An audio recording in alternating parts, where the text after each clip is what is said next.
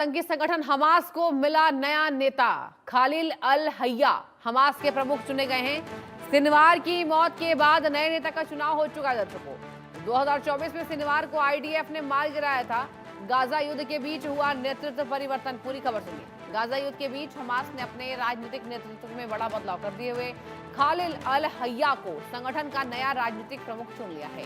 संगठन ने औपचारिक मतदान के बाद अल हय्या को राजनीतिक ब्यूरो का प्रमुख नियुक्त किया है। खालिल अल हय्या लंबे समय से हमास के शीर्ष नेताओं में शामिल रहे हैं और गाजा में संगठन के निर्वासित नेतृत्व का अहम चेहरा माने जाते हैं। साल 24 में हमास के वरिष्ठ नेता याहिया सिनवार के मारे जाने के बाद गठित 5 सदस्यीय रूलिंग काउंसिल में भी अल हय्या को महत्वपूर्ण जिम्मेदारी दी गई थी। अल हय्या ने इजराइल और हमास के बीच युद्ध विराम और बंधकों की अदला बदली से जुड़ी वार्ताओं में मुख्य वार्ताकार की भूमिका निभाई है। उन्हें संगठन के भीतर एक अनुभवी राजनीतिक और रणनीतिक नेता माना जाता है। बताया जा रहा है पिछले वर्ष कतर में खालिल अल हय्या पर इजराइल की ओर से कथित हत्या का प्रयास किया गया था, जहां वो बच निकला। उनका परिवार भी लंबे समय से हिंसा का शिकार रहा है। हमास ने ये चुनाव ऐसे समय दर्शकों करा दिया जब गाजा में युद्ध जारी है। इजराइल लगातार संगठन के शीर्ष नेतृत्व को निशाना बना रहा है। इस नियुक्ति पर इजराइल की ओर से तत्काल कोई आधिकारिक प्रतिक्रिया सामने नहीं आई है। पूरी जानकारी आपको दे रहे इजराइल का अब नया टारगेट देखिए जल्द पूरा करने वाला क्या इजराइल, इस पर संशय बना हुआ है क्योंकि याहिया सिनवार के बाद अब अल हय्या चुने गए हैं हमास के नए नेता। तस्वीरें भी आपको दिखा रहे हैं जहां हमास के आतंक का नया चेहरा सामने आ चुका है। हमास जो कि आतंकी संगठन है जिससे इजराइल को ही नहीं दुनिया के कई देशों को दिक्कत है। अब खालिल अल हय्या कहा जा रहा है, ये नया नाम है। सिनवार की मौत के बाद नए नेता का चुनाव हो रहा है। जी हाँ, और चुनाव हो भी चुका है, चुन लिए गए हैं। 2024 में सिनवार को आईडीएफ ने मार गिराया था। इस वजह से मैं कह रही हूं कि क्या नया टारगेट अब हमास ने दे दिया नए नेता को चुनकर।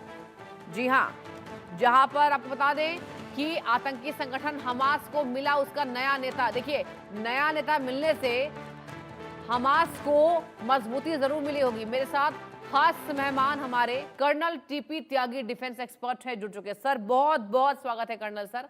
और बहुत दिन के बाद एक बार फिर से आपसे मैं चर्चा करना चाहूंगी, हमास का जो नया नेता चुना गया है, सर क्या लगता है नया टारगेट फिर से इजराइल करेगा क्या पूरा?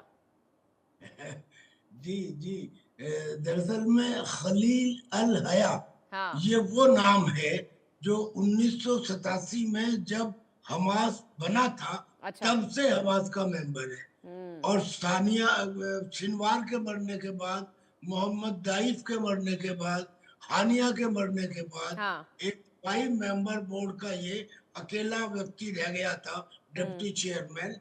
और इसका चुनाव बहुत डिफिकल्ट वे में होता है जी। ये कई महीने लगे हैं इस चुनाव में। इसमें उनकी राय भी ली जाती है जो पैलेस्टीनियन वेस्ट बैंक में है, या जो पैलेस्टीनियन इजराइल की जेलों में है, या जो पैलेस्टीनियन दुनिया के अलग अलग देशों में है। खैर, उन सब का लेने के बाद इसको चुना गया है। अब ये हार्ड लाइनर है। इसने तो अनाउंस किया है कि मैं ईरान का सपोर्ट चाहता हूं, मैं ईरान के एक्सिस ऑफ रेजिस्टेंस का मेंबर हूं। और ये दरअसल में जो बोर्ड ऑफ पीस है अमेरिका का बनाया हुआ, जिसमें ये कहा गया कि पैलेस्टीनियन को मैं हमास को डिसआर्म करना होगा, हाँ। अपने अपने हथियार नीचे डालने होंगे, हम्म। ये उसके अगेंस्ट है। यानी कि ये बोर्ड ऑफ पीस जो डोनाल्ड ट्रंप का प्लान है उसके अगेंस्ट है। दिस हाँ। Is consider to be a hard face of Hamas. तो इसके आने का मतलब ये होगा, क्योंकि ये इन्वॉल्व रहा है जब भी पीस टॉक्स हुए हैं, जब भी प्रिजनर्स का एक्सचेंज हुआ है, उसमें इसने मेन भूमिका निभाई है। पुराने समय से सारी चीजों को जानता है। तो इसका प्लस पॉइंट ये है कि इसकी एक्सेप्टेबिलिटी 100% है।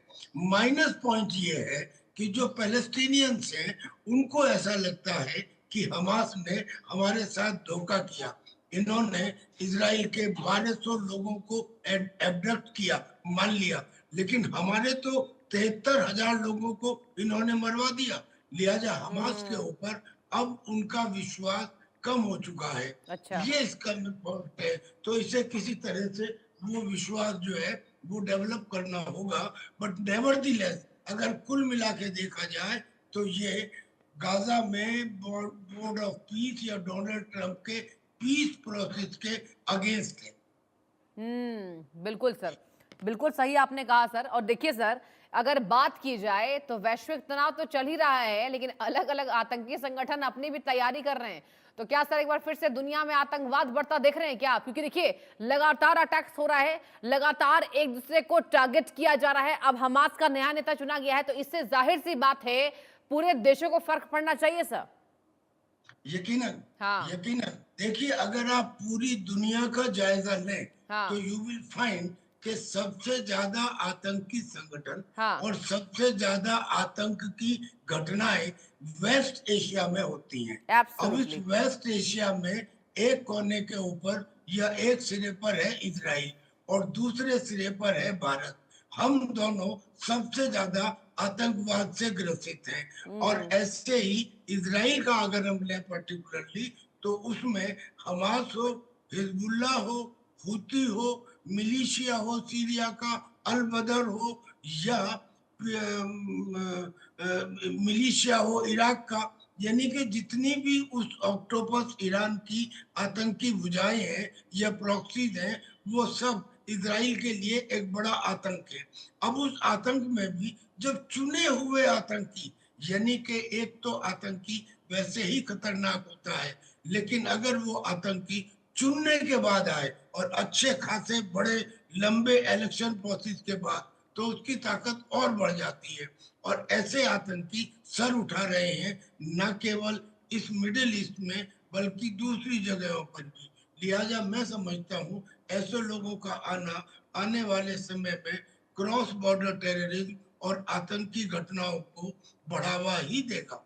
और इन्होंने तो कह भी दिया है कि हम डिसआर्मामेंट, यानी कि हम इस बात में यकीन नहीं करते कि जो हमास है वो अपने हथियारों को डाल दे और अमेरिका की शर्तों को मान ले। और अब सवाल ये होगा कि बोर्ड ऑफ पीस में कहा गया था कि पाकिस्तान आएगा, पाकिस्तान के सोल्जर्स को इजराइल पैसे देगा, मंथली पैसे देगा और उनका काम होगा कि वो ये जो हमास के आतंकी हैं इनको कंट्रोल में रखे या इनके हथियार डलवाए। अब उसका क्या होगा?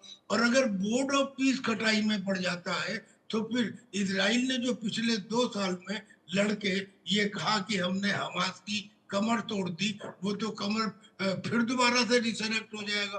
बिल्कुल ऐसे ही है कि जैसे राक्षस की बूंद कहीं पड़े और फिर बूंद से नया राक्षस पैदा हो जाए। यही टेररिज्म के अंदर सबसे ज्यादा गड़बड़ है, क्योंकि यहाँ हुरों के नाम पे एक टेररिस्ट मरता है, 4 टेररिस्ट खड़े हो जाते हैं।